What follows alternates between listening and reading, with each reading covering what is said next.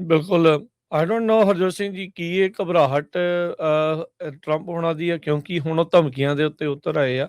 ਸਾਰੇ ਹੀ ਮੁਲਕਾਂ ਨੂੰ ਧਮਕੀਆਂ ਜਿਹੜੀਆਂ ਉਹ ਦੇ ਰਹੇ ਆ, ਕੋਈ ਉਹਨਾਂ ਦੀ ਗੱਲ ਮੰਨ ਨਹੀਂ ਰਿਹਾ। ਪਿੱਛੇ ਕਾਰਨ ਜਿਹੜੇ ਇਸ ਦੇ ਕੀ ਹੈਗੇ ਆ, ਕੀ ਟਰੰਪ ਹੁਣਾਂ ਨੇ ਸੋਚਿਆ ਨਹੀਂ ਸੀਗਾ ਵੀ ਇਹ ਲੜਾਈ ਤੋਂ ਪਹਿਲਾਂ ਕੀ ਹੋਊਗਾ? ਹੁਣ ਤੁਸੀਂ ਦੇਖੋ ਇਹਨਾਂ ਦੇ ਜਿਹੜੇ ਸੈਕਟਰੀ ਆ ਡਿਫੈਂਸ ਦੇ, ਜਾਂ ਆਪ ਆ, ਜਾਂ ਇਹਨਾਂ ਦੀ ਸੈਕਟਰੀ ਵਾਈਟ ਹਾਊਸ ਦੀ ਪ੍ਰੈਸ ਜਿਹੜੀ ਸਕੱਤਰ ਆ, ਸਾਰੇ ਟੁੱਟ-ਟੁੱਟ ਕੇ ਪੈਂਦੇ ਆ। ਜਦੋਂ ਵੀ ਕੋਈ ਇਹਨਾਂ ਨੂੰ ਸਵਾਲ ਪੁੱਛਿਆ ਜਾਂਦਾ ਆ ਵੀ ਤੁਹਾਨੂੰ ਪਤਾ ਨਹੀਂ ਲੱਗਦਾ, ਤੁਹਾਨੂੰ ਏਦਾਂ ਆ, ਤੁਸੀਂ ਓਦਾਂ ਆ।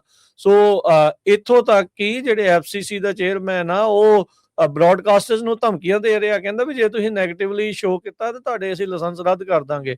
ਸੋ ਇਹ ਮੋਦੀ ਤੋਂ ਵੀ ਗਾਂਹ ਲੰਘਣ ਵਾਲੀਆਂ ਜਿਹੜੀਆਂ ਗੱਲਾਂ ਆ, ਧਮਕੀਆਂ ਹੋ ਰਹੀਆਂ ਵੀ ਕਹਿੰਦੇ ਵੀ ਆਪਣੀ ਓਪੀਨੀਅਨ, ਆਪਣੀ ਆਜ਼ਾਦੀ ਦੇ ਨਾਲ ਤੁਸੀਂ ਬੋਲੋ ਨਾ, ਤੁਸੀਂ ਕਿਸੇ ਦੀ ਜਿਹੜੀ ਆ ਕ੍ਰਿਟਿਸਾਈਜ਼ ਵੀ ਜਿਹੜਾ ਉਹ ਨਹੀਂ ਕਰ ਸਕਦੇ ਹੈਗੇ। ਹੁਣ 11 ਫੌਜੀ ਹਰਜੋਤ ਸਿੰਘ ਜੀ ਹੁਣ ਤੱਕ ਮਾਰ ਚੁੱਕੇ ਆ, 7 ਸਿੱਧੇ ਜਿਹੜੇ ਆਪਾਂ ਨੂੰ ਪਤਾ ਆ 6 ਸੌਰੀ ਜਿਹੜੇ ਆ ਉਹ ਸਿੱਧੇ ਉਸ ਤਰੀਕੇ ਦੇ ਨਾਲ ਜਿਹੜੇ ਲੜਾਈ ਦੇ ਵਿੱਚ, ਤੇ ਇੱਕ ਜਿਹੜੇ ਜਹਾਜ਼ ਦੇ ਕ੍ਰੈਸ਼ ਹੋਣ ਦੇ ਨਾਲ ਬਾਕੀ ਜਿਹੜੇ ਆ ਉਹਨਾਂ ਦੀਆਂ ਮੌਤਾਂ ਜਿਹੜੀਆਂ ਹੋ ਚੁੱਕੀਆਂ ਆ। ਸੋ ਹੁਣ ਸ਼ੀ ਜਿਨਪਿੰਗ ਨੂੰ ਲੋੜ ਹੈ ਮੀਟਿੰਗ ਦੀ ਕਿ ਟਰੰਪ ਹੁਣਾਂ ਨੂੰ ਲੋੜ ਹੈ ਇਸ ਮੀਟਿੰਗ ਦੀ, ਇਹ ਆਉਣ ਵਾਲਾ ਸਮਾਂ ਜਿਹੜਾ ਉਹ ਦੱਸੇਗਾ। ਪਰ ਧਮਕੀ ਜਿਹੜੀ ਟਰੰਪ ਹੁਣਾਂ ਨੇ ਨਾਟੋ ਦੇ ਨਾਲ-ਨਾਲ ਹੁਣ ਚਾਈਨਾ ਵਾਲਿਆਂ ਨੂੰ ਵੀ ਦੇ ਦਿੱਤੀ ਆ।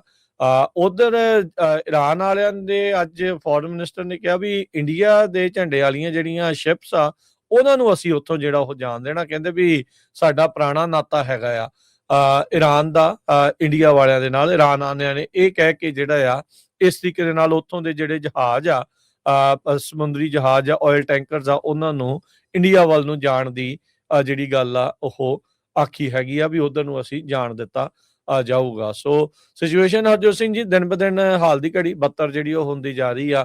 ਅਮਰੀਕਾ ਦੇ ਵਿੱਚ ਲੜਾਈ ਜਿਹੜੀ ਆ ਉਹ ਲੱਗੀ ਆ, ਜਦ ਕਿ ਪਾਵਰ ਇਹ ਕਾਂਗਰਸ ਦੇ ਕੋਲ ਸੀਗੀ, ਪਰ ਟਰੰਪ ਉਹਨਾਂ ਨੇ ਆਪਣੇ ਪੱਧਰ ਦੇ ਉੱਤੇ ਜਿਹੜੀ ਉਹ ਲਗਾ ਕੇ ਤੇ ਹੁਣ ਇਸ ਟਾਈਮ ਬਾਹਰ ਨਿਕਲਣ ਦਾ ਕੋਈ ਸਬੱਬ ਜਿਹੜਾ ਉਹ ਨਹੀਂ ਬਣ ਪਾ ਰਿਹਾ। ਰਜੀਮ ਚੇਂਜ ਦੀ ਜਿਹੜੀ ਇਹ ਸੋਚ ਕੇ ਬੈਠੇ ਸੀਗੇ, ਉਸ ਦੇ ਵਿੱਚ ਇਹ ਕਾਮਯਾਬ ਨਹੀਂ ਹੋਏ।